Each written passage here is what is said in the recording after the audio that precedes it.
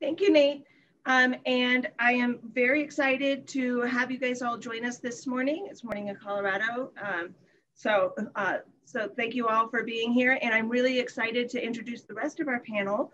I have Adrienne Wilk with us. She is our nursing simulation coordinator. Karen Gonzalez, she is our lead simulation technician.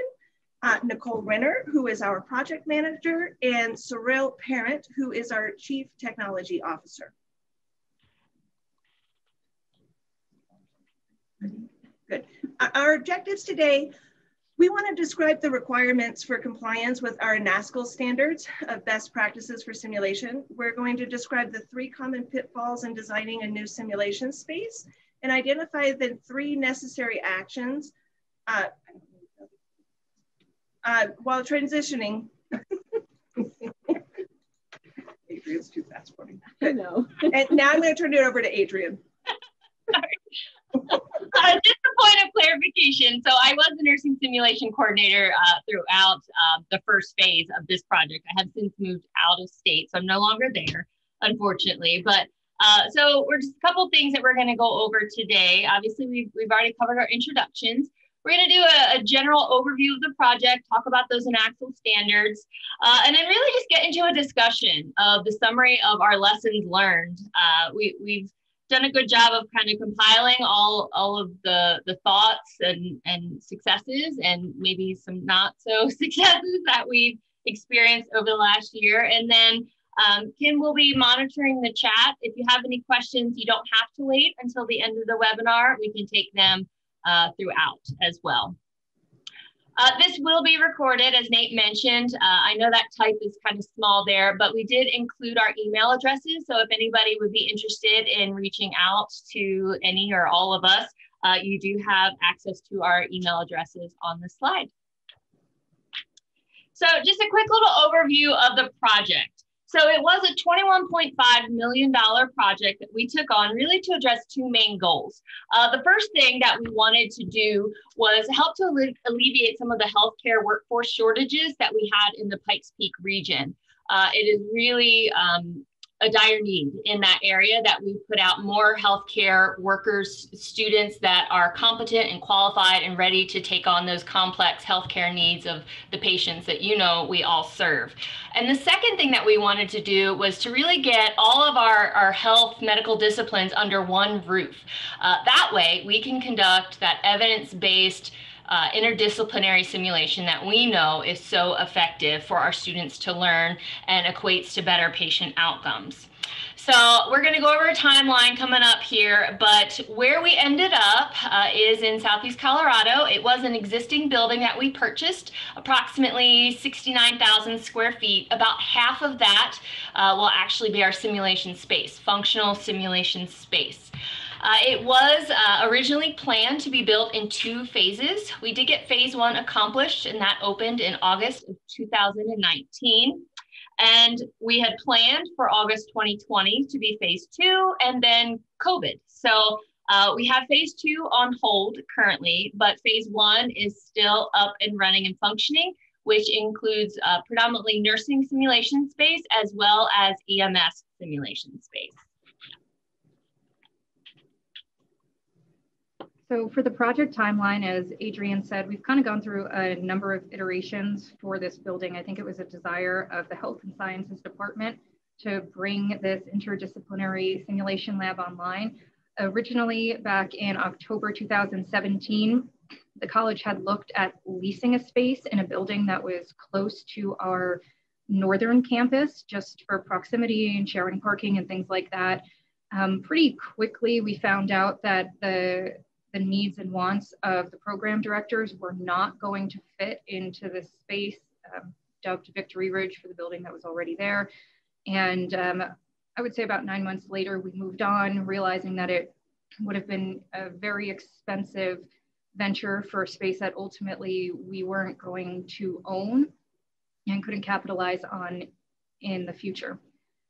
October of that same year, we decided that we needed to, there was 2 paths. We could either build a building from the ground up, but the timeline on that wasn't going to fit the needs of the college. or we could purchase an existing building and retrofit it. So we decided to go the latter route, and we toured the building that we ultimately decided to purchase, and things moved pretty quickly from there. So in October, we toured the building. In November, we decided to purchase the building and started the contract negotiations. At the same time, we decided to begin interviewing a design team, so an architect and their subcontractors, and a general contractor for the project. We decided on those pretty quickly, and we began designing before the purchase of the building was final. The tail end of December 2018, we closed on the building and really got to work. Something to note was, because this was an existing building, there were existing tenants, and we made the decision to allow the tenants to extend their lease in about 50% of the building while we constructed in the other half.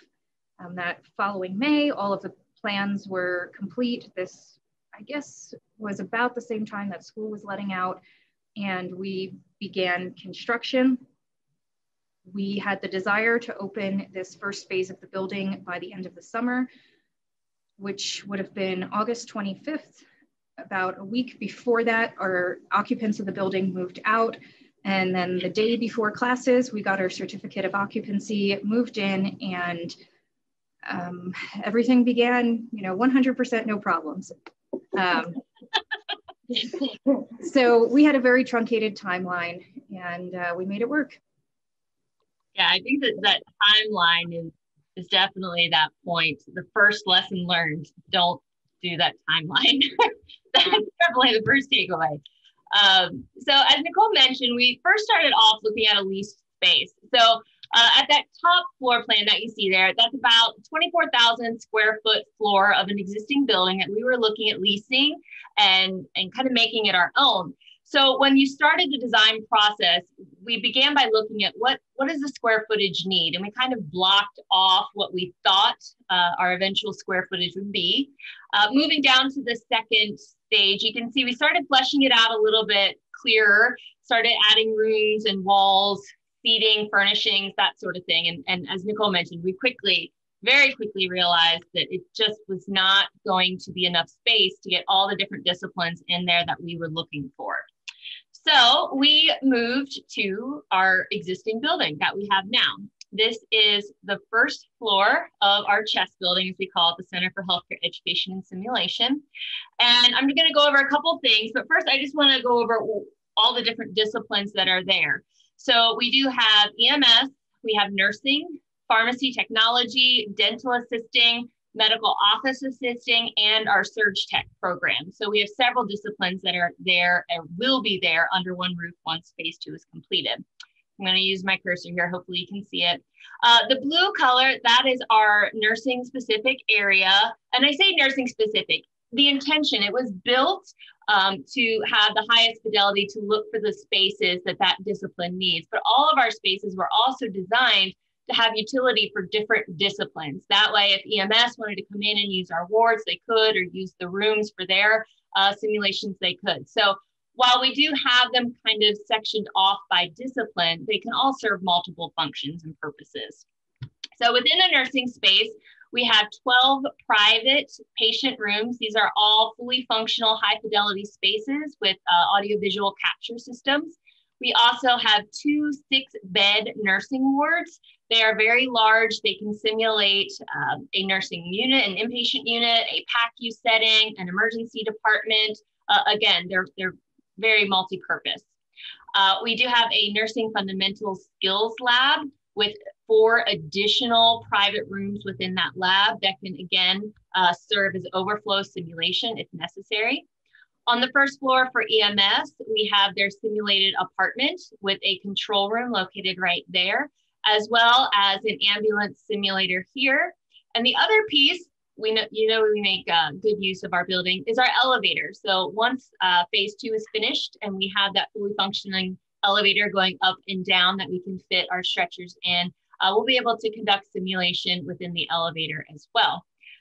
Once phase 2 rolls around, we will also go live with our audio-visual capture in the shared spaces, be it the hallway, the elevator, just to make sure that we're capturing all elements of the simulation, not when they're just static, but also while they're moving. The last thing for the first floor is we were very certain and persistent that we wanted to have special debriefing rooms away from our simulation space. So we have 3 of them. We had to kind of fit them in where we could. We have 3 on the first floor, 1 located there and 2 located here. When we take a look at our second floor, there's office space over here to the left, but it's followed by our dental area. You have a 6-chair dental office. You have X-ray and imaging spaces, as well as skills lab spaces for our dental students. For our medical office technology, they have 2 fully functioning physician exam rooms that will have audiovisual capture equipment, as well as some skills lab space. Our pharmacy technician program will have a retail pharmacy, as well as sterile and non-sterile compounding areas, and additional EMS space on the second floor. So they will have their own storage, which I know Kim is very excited about. 6 breakout rooms for them to have their simulations, as well as an additional skill space. And then we have our surgical tech program. They have 4 dedicated OR tables to practice, as well as a scrub area and other sterile areas for them to simulate their work. And the last piece I want to bring up are our 9 debriefing rooms that we have up on the second floor. So like I said, we had to find every nook and cranny we could put them, because we really know how important that debrief phase of simulation is. So you'll see we have debriefing rooms kind of scattered about throughout the building. So just a few pictures from the space that's currently there. We have our EMS apartment. So our EMTs and our paramedic students are able to simulate care out in an outpatient setting. This is a rendering of what their ambulance simulator will look like once we get that installed. This is one of our nursing areas. So we have a private patient room on the right, and we have a fully functioning nursing station with medication dispensing systems located on the photo on the left. Some more photos of our open nursing ward. You can see it's very spacious, multi-purpose. We really wanted to be able to simulate anything in there. So if we want to do a mass casualty, move all the beds out of there, we can really, it's a versatile space. So that was important to us. On the left, you'll see photos of our control hallway. So we're excited that we have our control hallway so that we can monitor the simulation remotely, but I see Surreal smiling. We're going to talk about lessons learned with that in a little bit. And then the photo on the right is one of the smaller debriefing rooms that we have. So again, those are fully functional with audiovisual capture equipment for video playback, as well as recording the debrief as it occurs. So when our students leave simulation, they can go back and watch not only the sim, but the debriefing that took place. Storage. So just a couple quick little pictures there. We have some photos of our backstage storage, as well as what the storage would look like for our students going in and out of those supply areas. We wanted to look similar to what they would encounter in a clinical environment. And a couple more renderings here. On the top left, you can see what our surgical suite will look like. Top right, that is what the retail pharmacy in phase 2 will look like. Bottom right is our dental assisting sim space, and the bottom left is our medical office technology, and those are the 2 physician rooms that will be located in the back corner. So as the sim specialist during this design phase, there was a couple things that I had to take into consideration to make sure that our building not only met our personal educational needs, but also met the standards that kind of govern and set the policies and procedures for simulation. So Axel is technically a nursing organization, but they really do set the standards for all disciplines that use simulation, especially in academia, for what to do, what to follow, so that we know we're doing the best for our learners. A couple of those in particular, with the simulation design, we have to make sure that we are having a good, high quality, high fidelity space. So that means it has to be realistic, not just in how it looks, but the logistics and the supplies, how it feels to the students, the spacing. That's all a really important component to the design. With the facilitation standard for Axel, that was really important that we were able to facilitate that simulation remotely. So when we're standing, hovering over our students, they know we're there, they're looking at us. We may be cueing them, not realizing we're cueing them just based off of what our face is doing. So it was really important to us to facilitate simulation effectively that we were doing it remotely. Debrief, that standard states that you have to have a confidential space, ideally away from the sim setting. That way the students can kind of decompress and disconnect from that high action or high emotion sim that they just did, and can sit down and really reflect and learn about what they did and what they should do moving forward. And then the last thing was simulation enhanced IPE. It just goes back to the fidelity. You want to have a simulation space that looks like an actual healthcare setting would, so that we can do that interdisciplinary simulation that we know is so beneficial to our students. So the way that we split this up is we have 4 different phases we're going to talk about, and it's just going to be a conversation. We're going to look at the design phase, the construction phase, our moving phase, and then the operations once it was up and running. So Kim, Karen, Nicole, Surreal, I'll let you guys take it away. Sure. So speaking lessons learned from design, I think one of the most important things when you're setting out to start your project is understanding what you want your facility to be. So if you're looking for a Class A, top of the line facility, make sure you have the budget and the space that supports that. And that'll kind of be your governing document as you're making decisions down the line. I feel like we found a lot of areas where we had said, you know, we really want this space, and this space, but our budget and our space doesn't allow for it. So just kind of having that outline from the beginning is very helpful from a design standpoint. Additionally, having the right people at the right table at the right time, make sure your decision makers are in the room. So we found that our program directors sometimes had a different idea of what the finished space was going to be than our leadership, and things that were going to be included. One of, I think, our biggest misses was the audio visual capture. And it would have been much better for the project if we would have integrated it much, much sooner in the design process rather than at the tail end, which is what we did, just because it became one of those wants versus needs thing, and where it was really a need, it was viewed as a want by some decision makers. So it would have saved us a lot of time, money, and headaches at the end of the project if we would have just enveloped it in at the beginning. Something that was very helpful for me as the designer and project manager was being able to go observe all of the different programs. I think I made it to all of them, to see how they were functioning in their current spaces, what equipment they were using, and how their simulations were actually being conducted, with the understanding that they were not in the ideal settings. And being able to watch that helped me understand as the designer what was needed to fix those problems. Additionally, it probably would have been, had we had the time, it would have been great to be able to visit some other facilities that we were trying to replicate. Let's see, consider additional educational furnishings.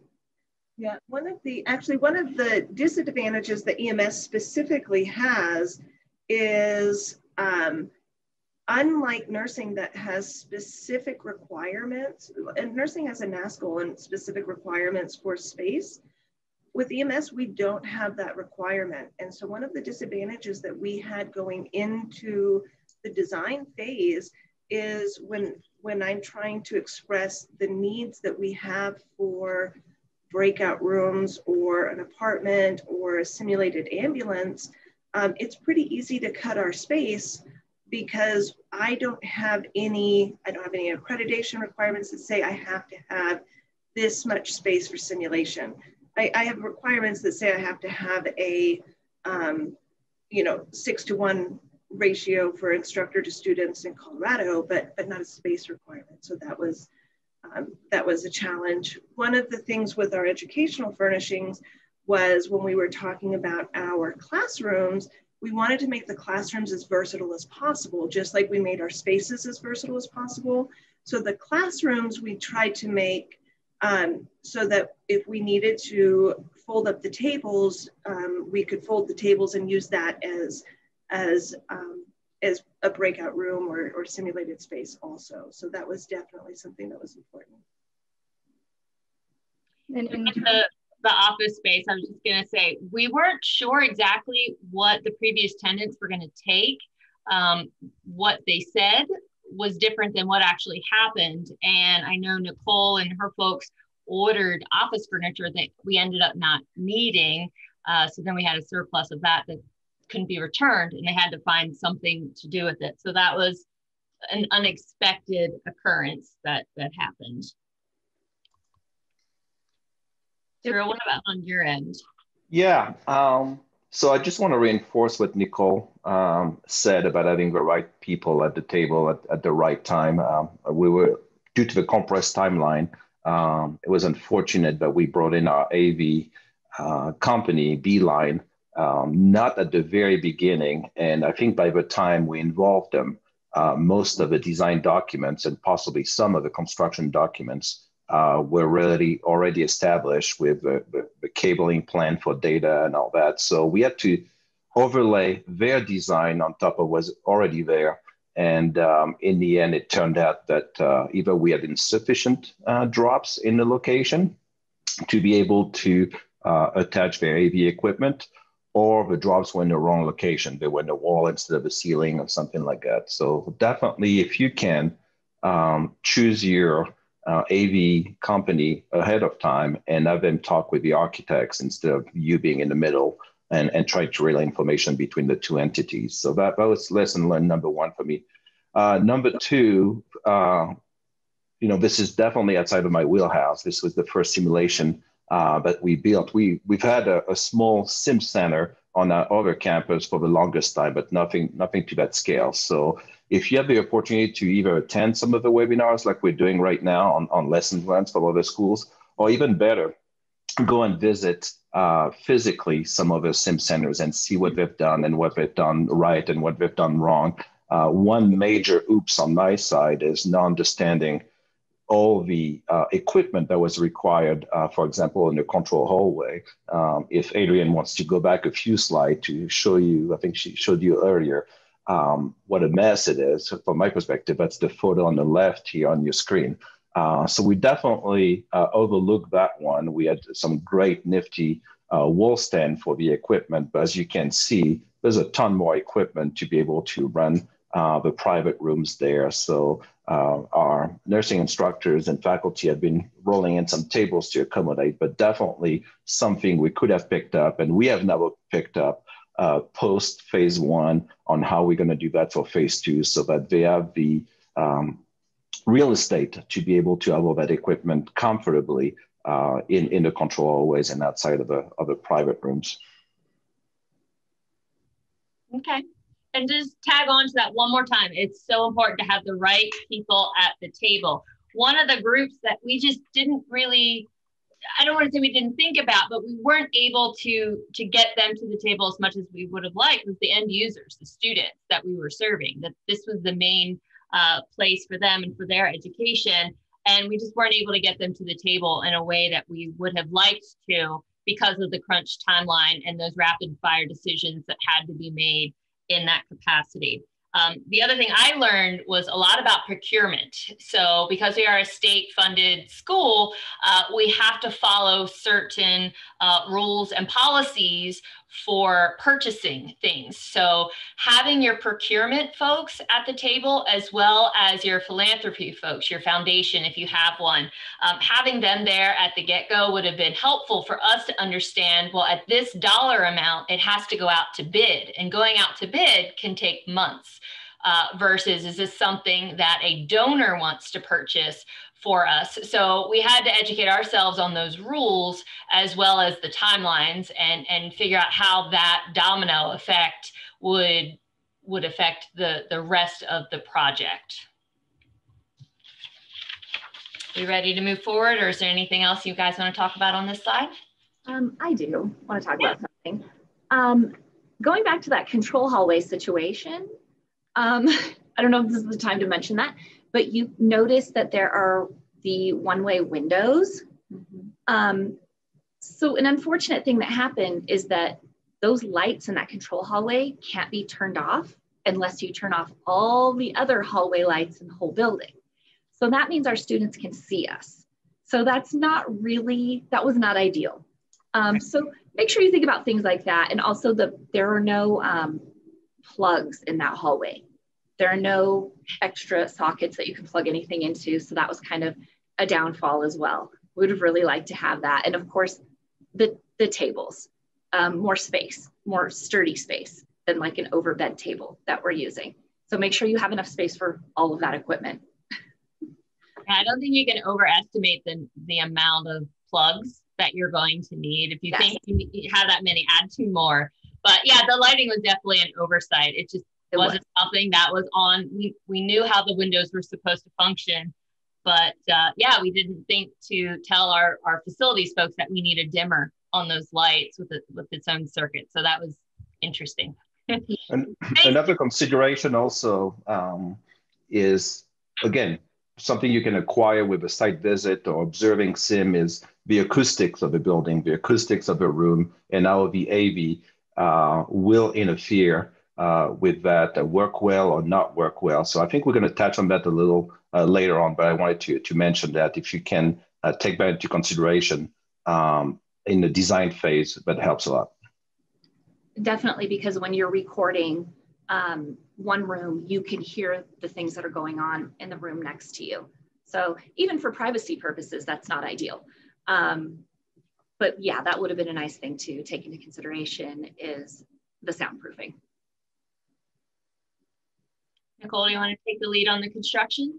I would like to take the lead on construction. You know, and just kind of following everybody else's point, I think along the lines of don't underestimate is how much all of this really costs. Adrian started this conversation by saying we had a $21.5 million budget. And I think we could have probably added another $10 million to this budget without blinking an eye. I could have found a million different ways to use that money.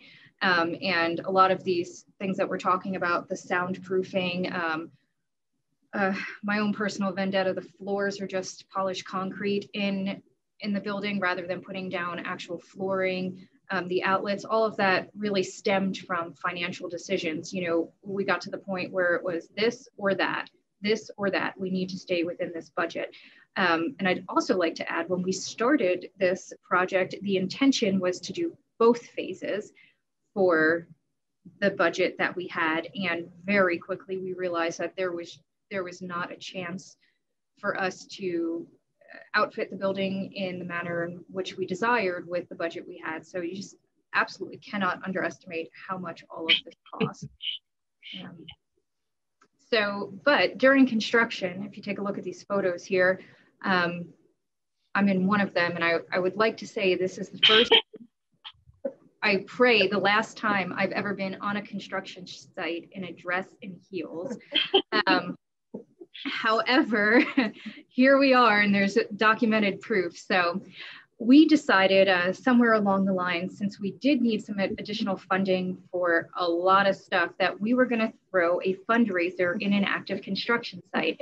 And while our fundraising chair and everyone else will say that was a great way to make money, it was miserable for me in trying to manage the debris you see on the left to make it a decent, decent facility for folks to come and visit. So I guess my real big piece of advice would be, once the design is done, maybe give some consistent updates, definitely give some consistent updates to your stakeholders, whether that's your faculty, your staff, your fundraisers. I mean, heck, you could even put up a video camera, time-lapse camera if you were so inclined.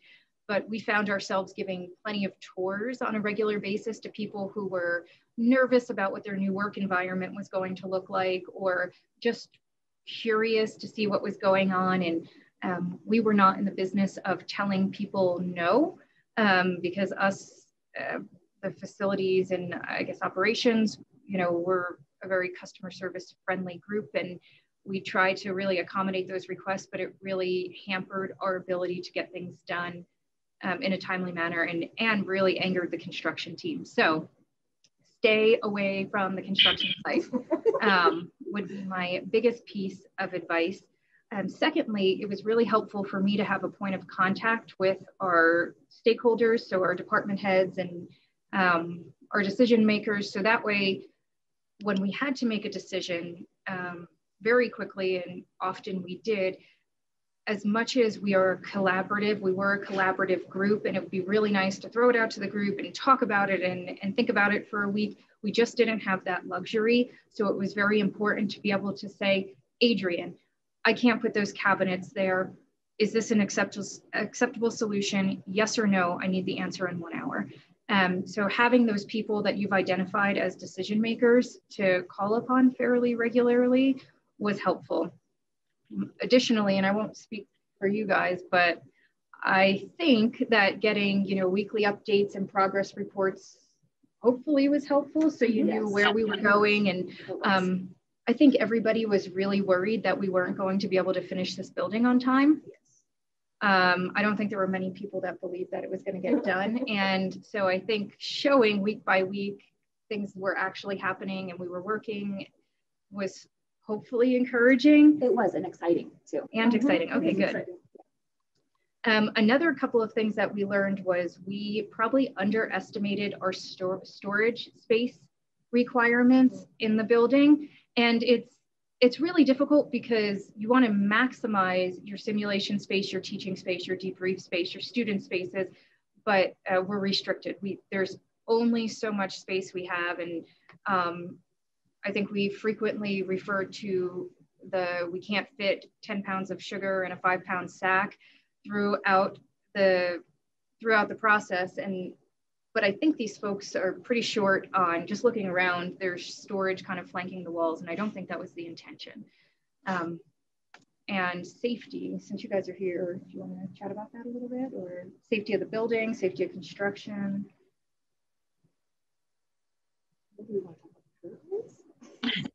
I think that was mainly just to keep out of the construction site when we talked about the safety, because it was an active construction zone. Yeah, not ideal to have a fundraising event. But Karen, you have an interesting point about receiving our shipments up there. So if you want to talk about that. Yes, that would have been nice to have somebody stationed here, maybe pay somebody to be here to receive all of the furnishings and supplies and things that we had ordered, because we somehow thought we were going to be able to accept all of that stuff and fit it here, but it was still a construction zone. So somebody had to be here to accept things, sign papers. I spent quite a lot of time over the summer sitting in my hot car waiting for people to deliver things. But it would have been really helpful to have somebody that was specifically their job. That would have been nice. Or even potentially, if you want to think about maybe putting a secure Connex or storage container out on the site. So I think what we ran into was, because of our super tight timeline, we had, and our procurement process, we had to order things 6 months prior to when we knew we were going to be in the building. And when we didn't have much control over the deliveries. So things were coming to the site. We didn't have a certificate of occupancy on the building. And we're not talking about storing a box of Q-tips. We're talking about storing 20 hospital beds. And there just literally wasn't anywhere for it to go. And in hindsight, we probably should have spent a little bit of extra money and got a couple of secure containers to sit in the parking lot and stored them in there instead of shipping them to our various campuses and then having to move them again. You know, we could talk about this in the move slide, Adrian, if you want to advance us, but a lot of moving is, efficiency in moving is having to touch things the least amount of time. So you touch it once when you load it on the truck and once when you load it off. And that just didn't go that way for us. And yeah. I think some of that was with the procurement. I think we anticipated that when that stuff arrived, maybe we would already be in the building. So that was difficult.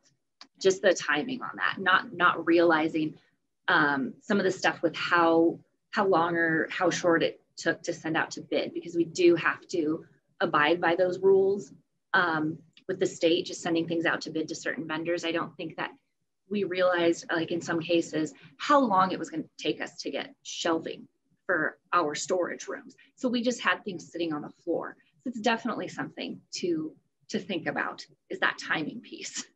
Absolutely. Mm-hmm. Yeah, and on the move itself, we were moving over the summer semester, so that limited the amount of staff and faculty that were actually around to facilitate the move. And on the surface, not a terrible thing, right? We hired moving companies and we had them move it. However, for me being in facilities and other people who had no idea what belonged in what department, it was kind of difficult to get things to their end location as they were coming off the truck. So we had equipment boxes that said, I don't know, nursing, and nursing is a bad example. All of the nursing people were here, but you know, things were coming off of a truck and we had no idea where they went. So they just went in a room, and then people had to dig through a room within a week of classes starting. And Because it's still an active construction. Yeah, at this point it was still an active construction zone. So that was a little difficult. We were able to obtain a temporary occupancy permit. And actually, in hindsight, we probably shouldn't have got it if you actually look at state regulations. But sometimes if you ask really nicely, you'll get things.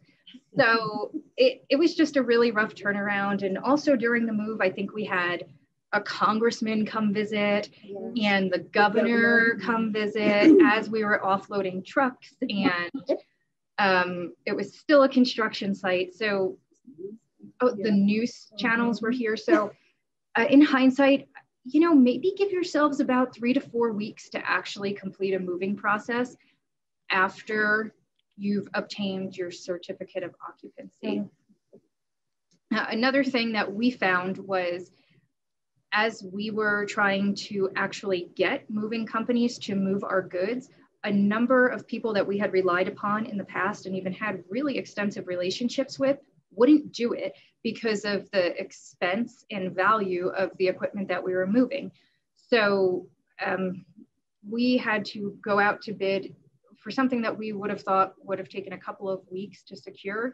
It took a couple of months to get moving companies that ended up being from way out of town to move our goods. And I think we ended up having 3 separate moving companies in order to split the amount of insured value. And we also had to pay a ton of money for extra insurance for the mannequins, for all your actual simulation equipment.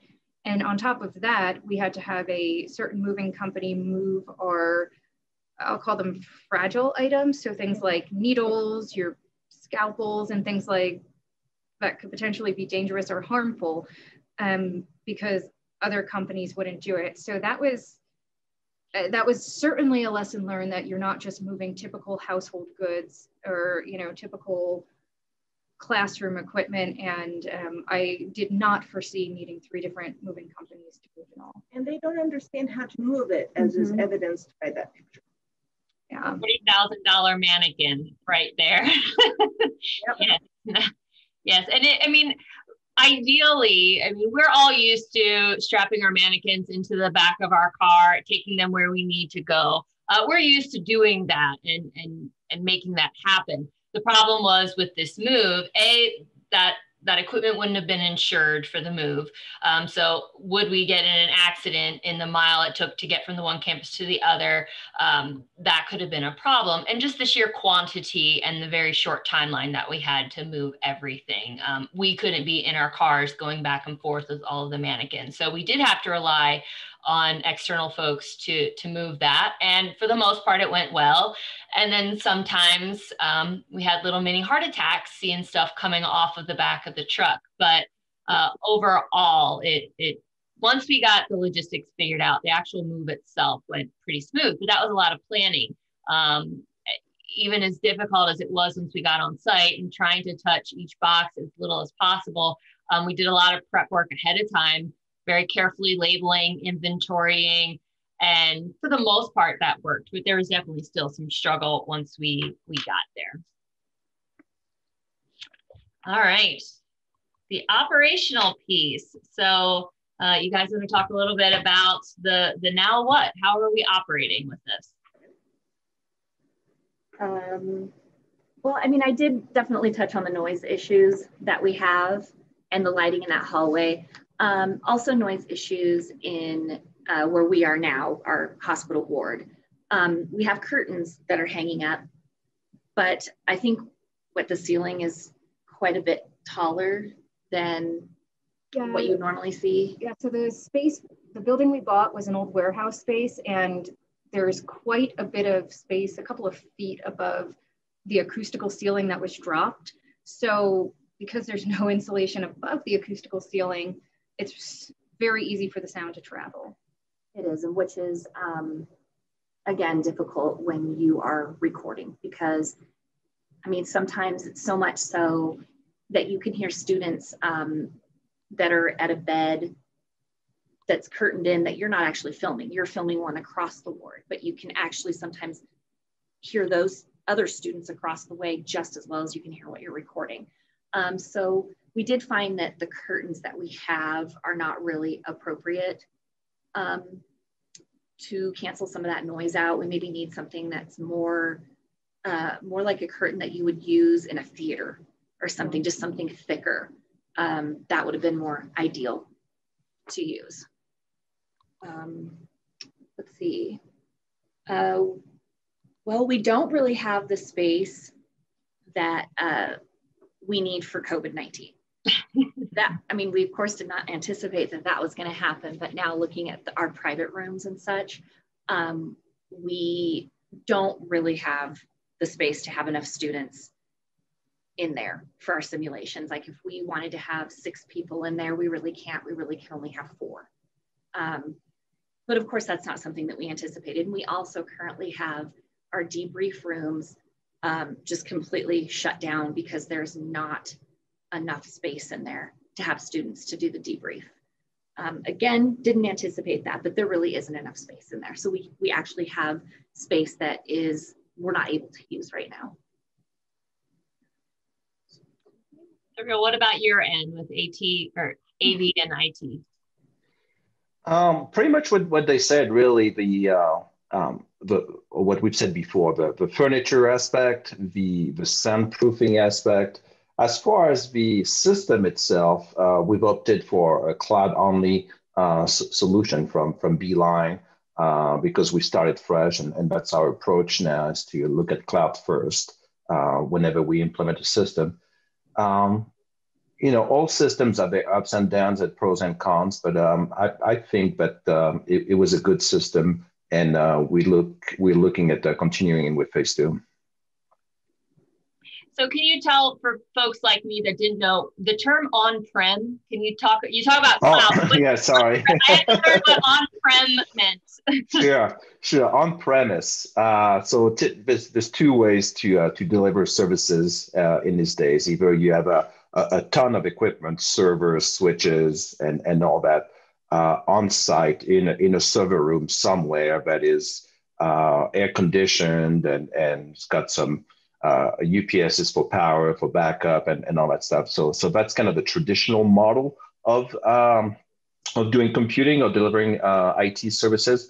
The newer model is a cloud-based model, or software as a service, as they call it. And this is what Beeline is. It's basically, we don't have any servers holding the video archives or anything like that. Everything is in the cloud. It's behind a portal, kind of a learning management system like Blackboard or D2L or Canvas, if you're familiar with those names.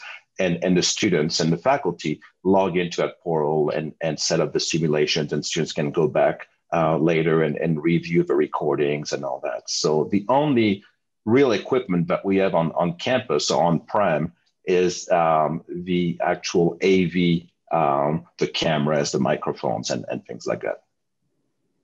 How much space would you have needed if you did have on-premise servers and such. For this project, I imagine it would have been a significant amount of space and then its own HVAC cooling. So we would need again, like kind of a dedicated kind of a server room or data center to do that with air conditioned HVAC and battery backups and so that everything stays up if there's an outage or doesn't get corrupted if it's an unexpected power outage. I would think we'd probably need 2 or 3 racks of equipment to do this, and then again have to refresh that equipment every so often, typically 4 or 5 years, whatever. So that's kind of the old model of CapEx, or capital expenditure, where you throw a ton of money at the beginning of a project and you buy all that equipment, and then you have to figure out, how am I going to sustain this in 5 years when I need to replace the whole thing? Or you go to an OpEx model, operational expenditure model, where you just like pay a yearly fee, and this is what we're doing, to a vendor, and they take care of the equipment, they take care of the upgrades. You call them when there's a problem, they fix it. Thank you. So just a couple things here at the bottom of the slide. Student and staff comfort. So looking back and making it a little bit cushier for folks. As Nicole mentioned, it is polished concrete, which makes it very difficult for our sim staff and facilitators to stand on all day long. So there was definitely some places in that control hallway and some other high frequency areas that we had to go back and put cushion mats, chairs, places that we weren't necessarily expecting. Due to the timeline, we didn't really have adequate orientation, and we'll just throw that out there. We definitely would have loved to have done a more robust student and faculty orientation, but as Nicole mentioned, our certificate of occupancy came the day before classes started. So we did our best on the fly to get everybody in and as comfortable with the space and the equipment as possible. But lesson learned, don't do it that quickly. Carve out dedicated space for that. The last thing, Karen, do you want to talk a little bit about that oxygen flow meter? Oh, yeah. Well, we plugged one of them into our head wall, and it just flew off. There was just way too much pressure. Nobody knew where to go to turn that pressure down or off or anything else. That really could have injured somebody. Thankfully, it didn't. But yeah, we had no idea where to go. Yeah. So those kind of things would have been nice to know when we came into the building, is just where things are located. Yeah, that would have been safety-wise. Safety-wise would have been nice. Yeah. It was a time crunch. Yeah. So I believe if we kind of review our objectives, we want to describe those in Axel standards, I said 3, but I think we definitely covered quite a few more pitfalls of some of the things that we experienced when we moved in there, and talking about the move, identified 3 necessary actions to take while transitioning to the new space. So I guess now it is our time. Miss Kim, how are we looking in the chat room? Pretty good. I have one for surreal here. With a large system, many rooms, it seems wireless would have connectivity issues. Are your AV recording capabilities wireless or wired? And do we have any bandwidth issues? Good question. So all of our AV is wired. Had it been wireless, it could have solved some of the last minute issues we had where we're missing drops here. However, due to the quality that's required of the recordings of the video as well as of the audio, everything is hardwired to every room and then sent to the cloud for archiving purposes. So yeah, we did not look at wireless. We know that wireless is it's a shared medium, so it's always a little touchy with interference and all that. We do have some mannequins, I believe, that use wireless, but the true Beeline simulation system is all wired. Thanks, Real. Next question: when will we be finished build? That's kind of a loaded question because we don't have an answer for that at this time because of COVID and funding and so we don't know. Stay tuned. Part 2 is coming. Yeah. I'm sure we'll have more lessons learned after phase 2 is completed, with things that we thought we were fixing and we either made it worse or better. So I'm sure we'll definitely have more to share after phase 2 is completed. Yes. Let's see. What is our biggest success in the building? I think we have lots of success in the building. Yeah, you know, we talked a lot about our pitfalls, but to be honest, I think it's a really functioning center that you guys have the students, I don't, but I would think that the students here are probably getting a type of education that they're not getting anywhere else. And that's really the cherry on top of everything. You know, our intent here was to share our pitfalls, but I think the untold story is how successfully things are working and the student experience. Yeah, we have students that were in our old building and moved over with us to the new building, and they seem quite impressed by the differences and by how many things are fully functional, whereas in the old building, we just sort of had to pretend.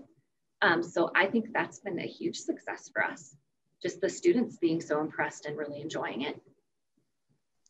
The level of fidelity we're able to get in this space intentionally and purposefully designed was much higher than what they have experienced elsewhere. Yeah, perfect. And for me, go ahead. Oh, sorry, Surreal. The ability for us to combine our disciplines together. Previously, we had EMS on a different campus. And so for us to start combining our health disciplines and having them working collaboratively together, studying together, the idea, like our interdisciplinary simulation, the two disciplines working together, learning about each other, is really important for our student education here. And so having students working simultaneously together on a campus this campus allows that opportunity. That's been hugely beneficial. I mean, there are some cases where the nursing students didn't know what EMS students can even do. So, I mean, that was like eye-opening for them. And it's also really nice to have them work together and start building this kind of relationship together so that when they get out there in the workforce, they don't feel like they're working against each other somehow in these different fields. They are together. Yeah, let's break those silos. Yeah. I just wanted to add something very quickly. From the IT perspective, a major success is how hands-free for us as an IT department this building has become. I mean, and that's due mainly to the ownership that the staff over there, the nursing staff, the instructors, and the faculty have taken of not only the space, but the simulation system that they have. They interact directly with Beeline rather than rely on us to relay information. And that's really, yeah, we're pointing to the right person. And it's not always easy, but they really took ownership of that space and that technology and are doing really good work with that. Thank you. And yeah, I was going to say she's probably humble, but in Karen's role, she is one of our simulation technologists, and they do have several simulation technologists employed there, both full-time and part-time. So if that is somebody or a role that your organization does not currently have, you need to. They not only help with the logistics and the operations, but they are the experts when it comes to all things technology and equipment. They can troubleshoot, they can get things up and running. So to have that encouragement from Surreal is pretty cool, Karen. But and it allows the educators to facilitate and to be content experts and not be fussing with the mannequin that just dropped a signal. That's your SimTech scope and responsibility, while the educator and the facilitator can manage the student educational outcomes. Your SimTechs can manage the operations and the logistics of the tech and equipment. So that's a very good point. Thank you, Surreal. Yep, and I think that actually answers one of the questions that Bob just asked, which is what's the support personnel? And that's different from what EMS does, because for us in EMS, we're used to operating the equipment ourselves, running the scenarios ourselves, and So when we use a SimTech, initially it was a very foreign concept for me to have a SimTech in, but I can tell you that our simulation specialist, Ben, when we bring a SimTech in to run, he is our content expert, and our SimTechs are a godsend for us. And so, yes, I mean, it is amazing for us. So if you guys don't have SimTechs, I strongly encourage you to start looking at SimTechs, and they've got certifications. We've got, like, if you guys saw Adrienne, she's got her, Cheese and Chose certifications, and that's through the International Society of Healthcare Simulation. So yeah, Society for Simulation in Healthcare. Yeah, sorry. Thank you for saying it right. Yes, that's okay. That's definitely something to look at, because it helps to guide your practice. So let's see, what else we have. What is your biggest wish I had done? Site visits. Yes, good. That's a great one, Surreal. Yep. Trying to think. What about you, Nicole? There's so many things. Just from a flow standpoint, I think it would have been better if we pushed the opening another semester.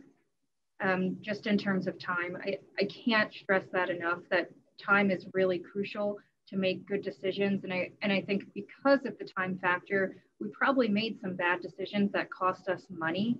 And, you know, for instance, the floors aren't complete, or while I'm not here, I understand the offices on the second floor where our staff and faculty are not up to par. So, but I think I wish we would have took a little bit more time to think things through and actually build them. That's my same thing as time as well, because even thinking about the fact that we had our AV equipment come in so late to the game, that left the SimTechs not a lot of time to learn how to run all of that, because we had not had that before. That was all new to us.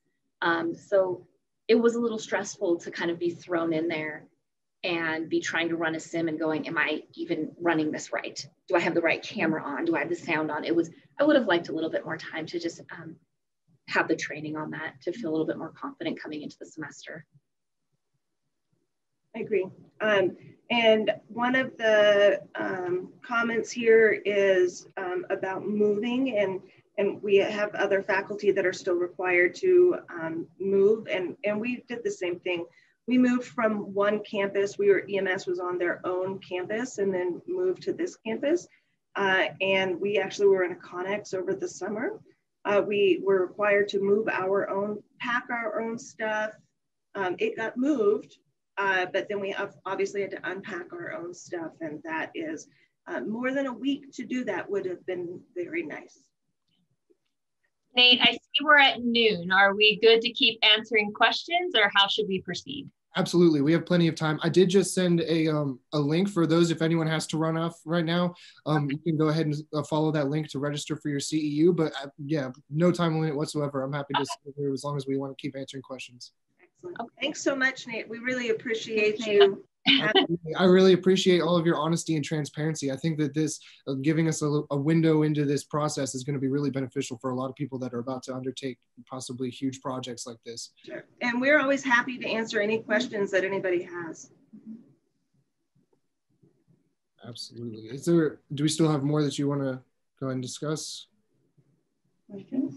Do we have any more questions? Anybody that's not seen anything else? I don't see anything else in the Q&A. Looks like we have one more asking if EMS can also use the V-Line system in their classroom. Yeah, at this time we do EMS, because EMS is able to use the the space also. And so we are able to project Beeline into the classrooms. And so one of the things that we do, particularly with paramedics, and so when our medical director comes in, we do a flipped classroom model. And so we will have 2 or 3 students come in, run the scenario. Dr. DeWall facilitates the scenario, and then we project the scenario itself into the classroom with the other students. So I'll be in the classroom with the other students. Dr. DeWall is facilitating the scenario itself.